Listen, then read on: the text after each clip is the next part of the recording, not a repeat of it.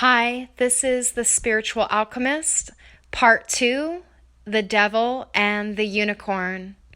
A spiritual lesson of the battle between the devil, our ego, and the unicorn, our higher self, truth, and connection to the divine.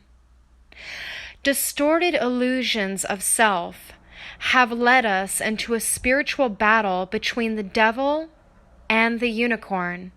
We must master both sides of our shadow self, the dark, and the light inner world, the spirit, in order to understand and master our own higher truth and power.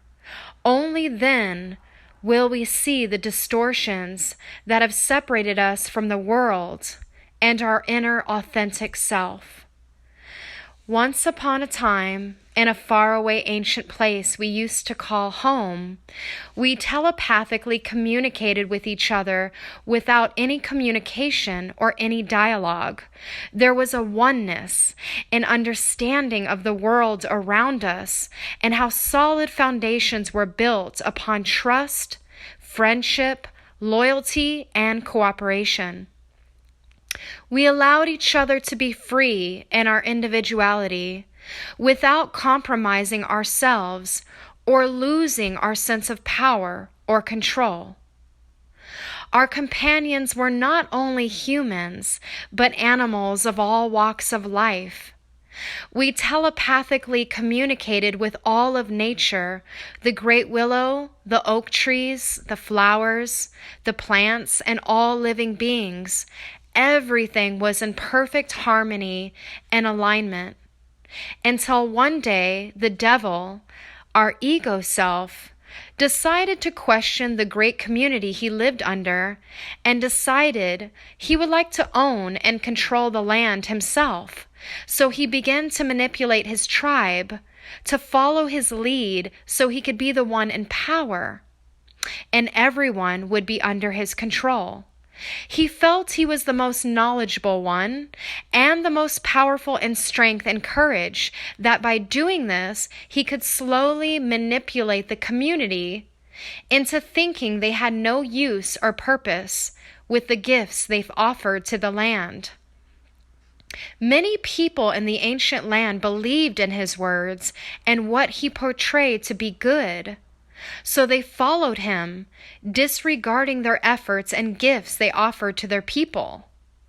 One by one, it multiplied into the majority of this ancient place, becoming enslaved now by the power and control this one man had. And slowly, they lost control of their telepathic communication skills with their closest loved ones and companions. They fell more into fear because they no longer used or trusted their intuition. The easiest tasks they used to complete now became hard, and they fell out of harmony and alignment with their purpose and who they once were. Once they put their full trust in this man who became the king or ruler of the ancient land, they became a slave to life. Where they once felt free, living authentically, now they felt trapped, living in a matrix of illusions and control. They felt they were being swallowed whole. "We must do something," one of them said, standing proudly, raising their head. "We have always been free. It is what has kept us living authentically.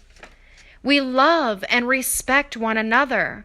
You are my brothers. This community is our home. We do not stand alone.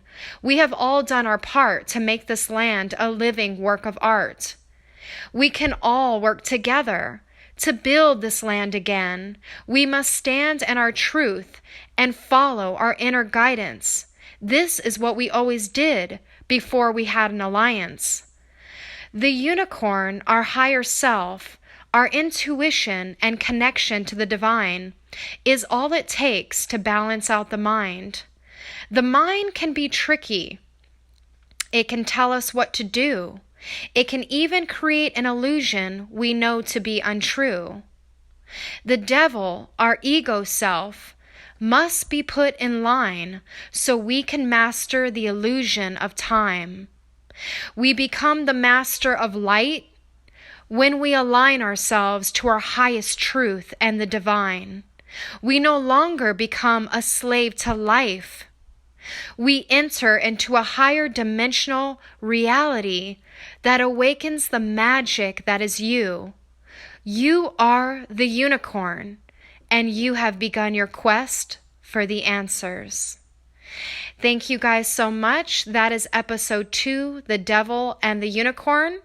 I do have a poem that I wrote for you guys just to end this last portion. It's called A Slave to Life.